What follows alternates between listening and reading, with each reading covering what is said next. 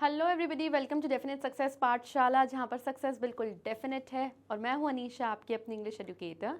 और आज मैं स्टार्ट करने वाली हूँ क्लास 10th इंग्लिश की जो आपकी सेकेंडरी बुक है, that is footprints without feet, उसका चैप्टर नंबर 7 द नेकलेस। और इसी चैप्टर के आज हम कवर करने वाले हैं वन शॉर्ट रिविजन, यानी डिटेल में इस पूरे चैप्टर की मैं आपको समरी बताने वाली हूँ।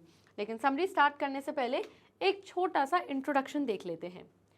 The Necklace is a story that revolves around a middle-class lady named Matilda Lizelle. It depicts how Matilda's desire for wealth and luxuries led to her ruin. तो ये जो चैप्टर है जिसका नाम है द नेकलेस, नेकलेस हम सबको पता है जो गले में नेकलेस पहनते हैं। ये चैप्टर एक मिडिल क्लास लेडी जिसका नाम है मटिल्डा लुजेल, उसके अराउंड रिवॉल्व करता है, यानी जो मेन कैरेक्टर है वो है मटिल्डा लुजेल। चैप्टर में ये बताया जाता है कि मटिल्डा की डिज़ायर्स बहुत सारी हैं, यानी बहुत सारी इच्छाएं हैं कि मेरे को लाइफ में वेल्थ मिले, पैसा मिले, लग्जरीज, दौलत, शोहरत मिले। और उसके इन डिज़ायर्स और ग्रीड की वजह से कैसे उसकी लाइफ रूइन यानी बर्बाद हो जाती है वो हम देखेंगे। स्टोरी में मटिल्डा एक डायमंड नेकलेस खो देती है जो वो अपनी बहुत अच्छी फ्रेंड से बोरो करती है, यानी कि थोड़ी देर के लिए एक पार्टी में पहनने के लिए ले जाती है। अब उस नेकलेस को रिप्लेस करने के लिए वैसा सेम एक और ख़रीद के देने के लिए मटिल्डा और जो उसके हस्बैंड होते हैं वो अपनी जो थोड़ी बहुत लग्जरी की लाइफ है जो उनके पास है उसको भी उनको छोड़ना पड़ता है। यानी मटिल्डा और उसके हस्बैंड की कोई बहुत लग्जूरियस लाइफ नहीं है, बट एटलीस्ट एक सेटल लाइफ है कि सुकून से खा पी सकते हैं, लाइफ में इंजॉय कर सकते हैं। लेकिन इस नेकलेस को रीपे करने के लिए अपनी फ्रेंड को वापस एक और ख़रीद के देने के लिए जो थोड़ी बहुत लग्जरीज भी होती हैं वो भी उनकी लाइफ से ख़त्म हो जाती हैं। और इस स्टोरी के थ्रू हम ये लर्न करते हैं, हम ये सीखते हैं कि हमारी लाइफ में जो भी सर्कमस्टांसेस है, जो भी सिचुएशंस हैं, हमें उसे एक्सेप्ट करना चाहिए। जैसी हमारी लाइफ है उसे उसमें वैसे ही खुश रहना चाहिए, संतुष्ट यानी सेटिस्फाइड रहना चाहिए। आपके डिज़ायर्स कभी ख़त्म नहीं होंगी, आपको आज ये चाहिए, कल वो चाहिए, परसों वो चाहिए, and it will go on and on. लेकिन आपके पास लाइफ में जो जैसा है, जैसी सिचुएशन, अगर आप उसमें खुश हैं तो आप अपनी लाइफ को हेवन बना सकते हैं, स्वर्ग बना सकते हैं। ओके, चलिए let's start with the summary. Mathilde Loisel and her unhappiness. Chapter ऐसे स्टार्ट होता है कि जो मटिल्डा लुजेल होती है वो हमेशा अनहैप्पी रहती है, हमेशा अपनी सिचुएशन को देखकर नाखुश रहती है। यस, कैसे देखते हैं? मटिल्डा लुजेल जो थी वो बहुत ही एक प्रिटी मैरिड लेडी थी, बहुत सुंदर थी, शादीशुदा औरत थी जिसके लाइफ में बहुत हाई एम्बिशंस थे कि भाई मुझे तो बहुत बड़े पैसे वाले घर में मेरी तो शादी हो जाती तो कितना अच्छा रहता, एंड ऑल दीज थिंग्स।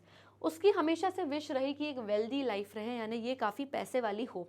लेकिन क्योंकि ये फैमिली ऑफ क्लर्क्स की फैमिली में बॉर्न हुई थी, यानी इसकी फैमिली क्लर्क्स की फैमिली थी, यानी कि मिडिल क्लास शायद जॉब करने वाली कुछ क्लर्क्स की फैमिली थी, वहाँ इसका जन्म हुआ था, जिसकी वजह से इसकी शादी कहाँ हुई? मिस्टर लुजेल से, जो खुद भी एक क्लर्क ही थे। और ये कहाँ काम करते थे? बोर्ड ऑफ एजुकेशन के ऑफिस में इसके हस्बैंड काम करते थे। अब क्योंकि ये क्लर्क्स की फैमिली में शादी हुई थी तो दहेज या डाउरी देने के लिए बहुत पैसे नहीं थे, तो बड़े फैमिली में इसकी शादी ना होकर क्लर्क्स की फैमिली में ही इसकी शादी हुई। मटिल्डा ये मानती थी कि she was born for life of luxury. इसका मानना था कि मैं तो पैदा ही इसलिए हुई हूँ कि मुझे लग्जूरियस लाइफ मिले, बहुत ऐशो आराम की मुझे लाइफ मिले। इसका हमेशा से ड्रीम, एक सपना रहा है कि मैं हमेशा एलिगेंट डिनर्स पे जाऊं बिल्कुल, और मैं जो इसमें क्रॉकरी में खाना खाऊं बिल्कुल फ़ाइन क्रॉकरी हो, अच्छी कांच के प्लेट्स हों, और बहुत सुंदर सुंदर फ्रॉक्स पहनूं, एंड बहुत डिलीशियस, बहुत अच्छी अच्छी टेस्टी टेस्टी खाना खाऊं।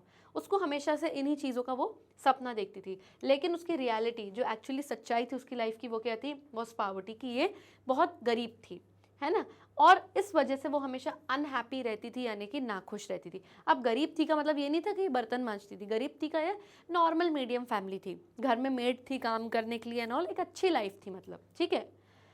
वो हमेशा से डिससैटिस्फाइड रहती थी, यानी कभी भी संतुष्ट नहीं रहती थी अपनी लाइफ से, और हमेशा अपनी एक बहुत पैसे वाली फ्रेंड मैडम फॉरेस्टियर से एनवी करती थी, यानी हमेशा उससे जलती रहती थी कि अरे मैडम फॉरेस्टियर के पास तो इतना अच्छा ये है वो है, हमेशा अपनी बेस्ट फ्रेंड से जलती रहती थी। Okay, mister Loisel brought an invitation. अब मिस्टर लुजेल जो कि मटिल्डा लुजेल के हस्बैंड है, वो एक दिन घर पे इन्विटेशन लेकर आए।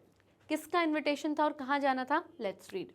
अब एक दिन शाम को मटिल्डा के जो हस्बैंड है, जिनका नाम है मिस्टर लुजेल, वो अपने ऑफिस से घर आए और उनके हाथ में एक बड़ा सा एनवेलप यानी कि लिफाफा था। उस एनवेलप में क्या था? एक इन्विटेशन यानी कि एक निमंत्रण था to a ball at minister's residence, यानी मिनिस्टर के रेजिडेंस पर घर पे एक बॉल पार्टी थी। अब बॉल पार्टी का मतलब ये नहीं कि आप बॉल से खेल रहे हो, बॉल पार्टी का मतलब होता है अ डांस पार्टी, ठीक है। फॉरेन में ये डांस पार्टीज को हम क्या बोलते हैं, बॉल पार्टी के, सब डांस करते हैं, एंजॉय करते हैं, सालसा करते हैं, खाते पीते हैं। तो मिनिस्टर के घर पे ये बॉल पार्टी का इन्विटेशन था मैटिल्डा और उसके हस्बैंड का, ठीक है। अब मिस्टर लोजेल ने सोचा कि भाई ये इनविटेशन देख के भाई उनकी जो वाइफ है वो बहुत ज़्यादा खुश हो जाएगी, यस और नो। लेकिन मटिल्डा ने जैसे ही इनविटेशन रीड किया, उसने क्या किया, इनविटेशन को फेंक दिया आके, गुस्से में आके। मटिल्डा ने इनविटेशन पढ़ा, गुस्से में आ गई और फेंक दिया। अब क्यों गुस्से में आई? मटिल्डा इसलिए गुस्से में आई क्योंकि उसने अपने हस्बैंड से बोला कि भाई मेरे पास एक अच्छा ड्रेस नहीं है वहाँ बॉल पार्टी में पहनने के लिए, क्योंकि वहाँ तो इतने रिच लोग आएंगे और इतना अच्छा ड्रेस पहन के आएंगे, I don't have a good dress to wear. इसलिए गुस्से में उसने फेंक दिया कि मुझे नहीं पहनना और मुझे नहीं जाना, तुम तो ये जो इन्विटेशन है अपने किसी कलीग को दे दो, है ना, यानी अपने साथ किसी काम करने वाले अपने किसी फ्रेंड को दे दो, तो वो जाके ये बॉल पार्टी अटेंड कर लेंगे, ठीक है। New dress was bought. अब मटिल्डा अब शायद इतना सर खा गई अपने हस्बैंड का कि उसके हस्बैंड ने क्या किया, उसको एक नई ड्रेस लेके दी। अब कहीं ना कहीं इसका हस्बैंड एक अच्छा इंसान भी था कि चलो ठीक है, खुद से पहले अपनी वाइफ के बारे में सोचता है, पैसे उसको दे दी कि ठीक है तुम जाकर एक ड्रेस ले लो। अब मटिल्डा बहुत डिस्ट्रेस में आ गई, बहुत टेंशन में आ गई। उसके हस्बैंड ने रियलाइज़ किया कि भाई ये तो बहुत टेंशन में आ गई है, तो उसके हस्बैंड ने बोला कि ठीक है तुम जाओ जाके एक नया ड्रेस खरीद लो भाई, ठीक है तुम्हारी खुशी उसमें, जाके एक नया ड्रेस खरीद लो।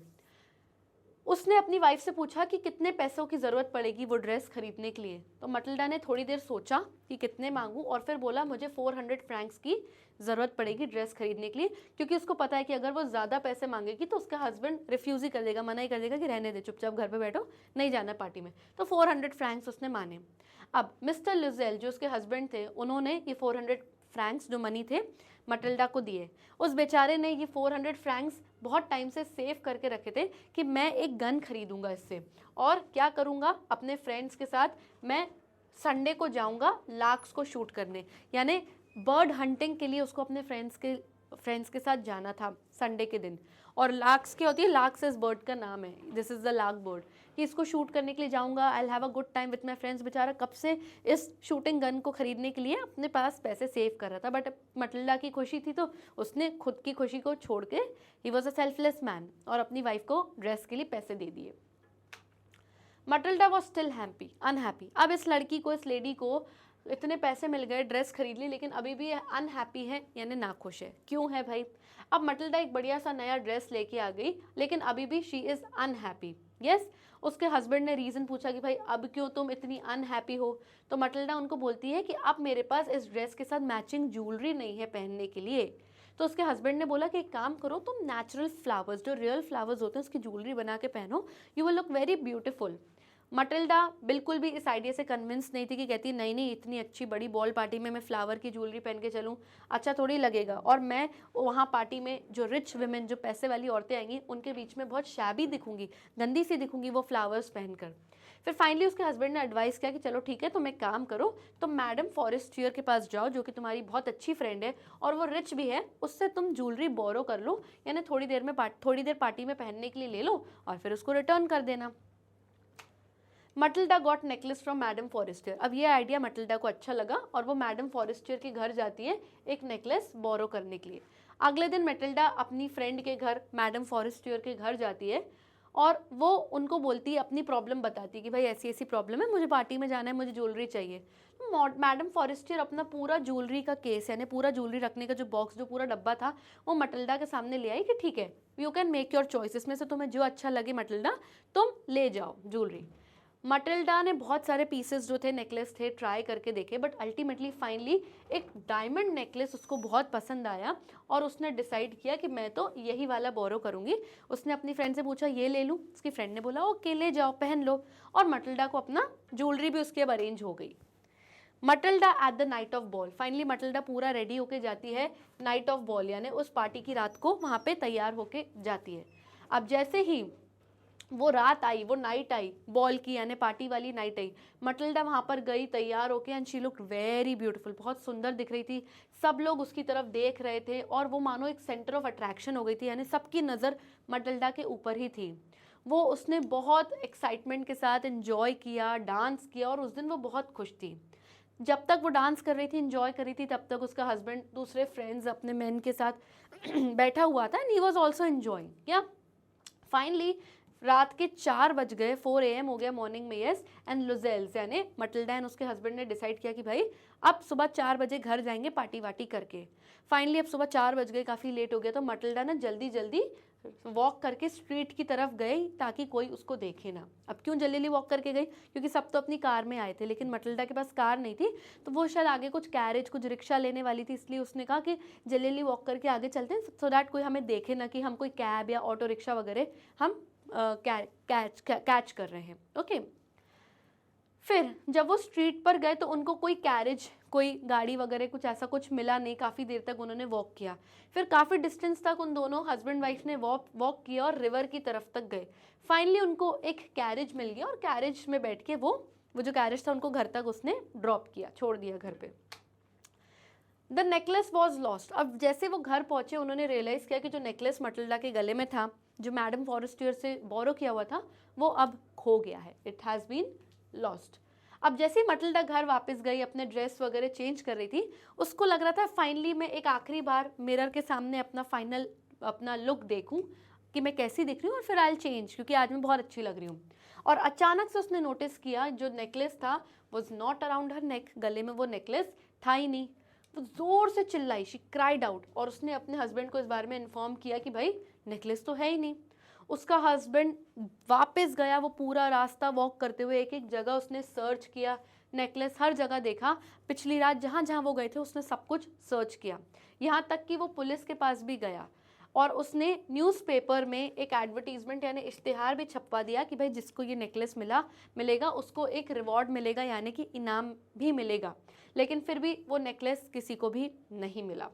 और फाइनली फिर उसने क्या किया, भाई उसके हस्बैंड ने सोचा कि भाई अब मैडम फॉरेस्टर को वापस करना है ये नेकलेस, तो उसके हस्बैंड ने अपनी वाइफ को मटिल्डा को ये एडवाइस किया कि भाई तुम एक काम करो, अपनी फ्रेंड को एक लेटर लिखो और उस लेटर में उसको ये लिखो कि जो नेकलेस उसने दिया था उसका क्लैस्प यानी कि हुक वगैरह टूट गया है, तो अभी वो टूट गया है, तो इसलिए हमें कुछ टाइम की ज़रूरत है ताकि हम उस नेकलेस का जो क्लैस्प है जो हुक है वो रिपेयर करा के ठीक करा के उसको रिटर्न कर देंगे कुछ दिनों में, तो ऐसा लेटर तुम अपनी फ्रेंड को लिख दो। मटिल्डा ने ऐसा ही किया। Matilda replaces the necklace. अब लास्ट में इन दोनों के पास कोई चॉइस नहीं बचती है, इनको वो खोया हुआ नेकलेस रिप्लेस करके यानी नया खरीद के अपनी फ्रेंड को देना ही पड़ता है। अब आखिरी में मटिल्डा और उसके हस्बैंड ने डिसाइड किया कि भाई क्या करें, नेकलेस मिल नहीं रहा, रिप्लेस करके लौटा के देना है फ्रेंड को। भाई उन्होंने पूरे मार्केट में बिल्कुल वैसा सिमिलर सेम दिखने वाला नेकलेस हर जगह उन्होंने सर्च किया, ढूंढा और फाइनली उनको एक शॉप पर वैसा नेकलेस मिल गया। नेकलेस का कॉस्ट था 36,000 फ्रैंक्स।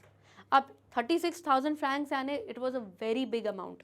अब उसके हस्बैंड के पास 18,000 फ्रैंक्स ऑलरेडी रखे हुए थे जो विरासत में उसके फादर अपनी डेथ से पहले अपने बेटे को देके गए थे, विच his father had left for him. तो 18,000 उसने दे दिया कि ठीक है 36 में से 18,000 फ्रैंक्स तो हो गए।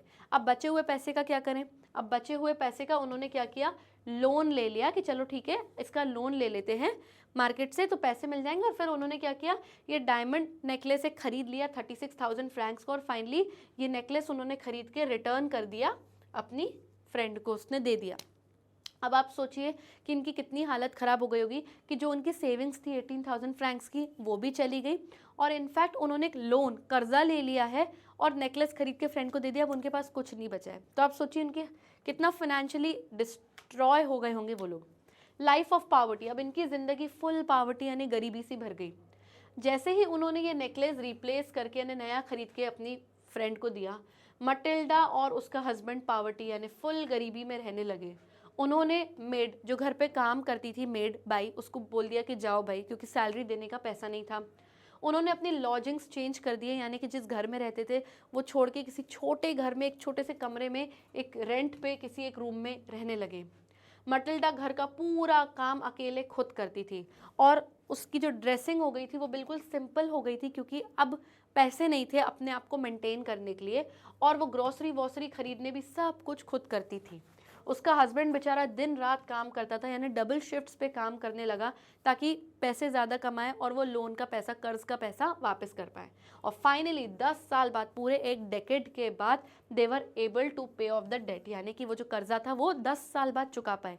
सोचो कितना बड़ा अमाउंट हुआ होगा। Matilda had change. अब 10 साल हो चुके हैं, मटिल्डा पूरी तरीके से बदल चुकी है। वो कोई अब ब्यूटीफुल वाली मटिल्डा नहीं रही।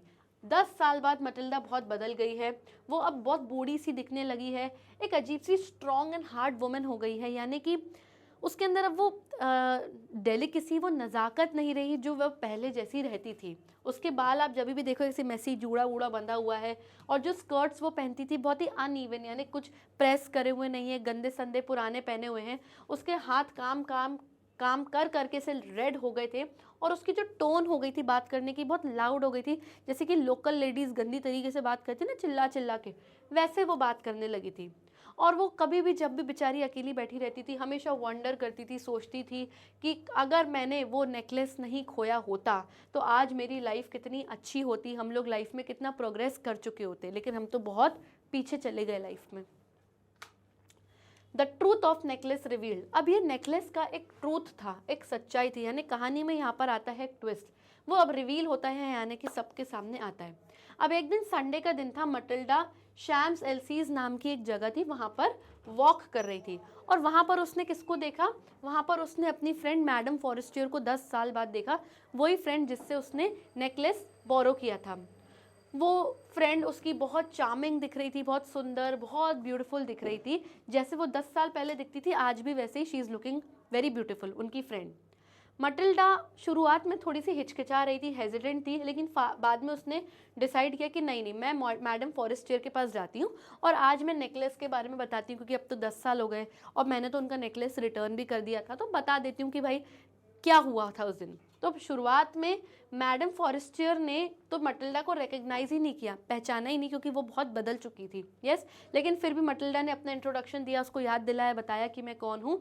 तो ये सुन के भाई मैडम फॉरेस्टियर तो शॉक हो गई कि अरे तुम वही हो, तुम्हारी ऐसी हालत कैसे हो गई। यस, फाइनली मटिल्डा ने उनको पूरी बात बताई, और जब उनको मटिल्डा की मिजरी, यानी कि बुरी कंडीशन, बुरी हालत के बारे में पता चला और नेकलेस की पूरी बात पता चली, तो अब मैडम फॉरेस्टियर भी सरप्राइज हो गई हैं, बहुत शॉक्ड हो गई हैं, क्योंकि उन्होंने मटिल्डा को बताया कि भाई जो नेकलेस तुमने मुझे रिप्लेस करके दिया था वो तो डायमंड का था, लेकिन जो मैंने तुम्हें दिया था वो एक फेक नेकलेस था, यानी कि नकली था, आर्टिफिशियल नेकलेस था, और उसकी कॉस्ट सिर्फ 500 फ्रैंक्स थी, 36,000 फ्रैंक्स नहीं, मात्र 500 फ्रैंक्स थी।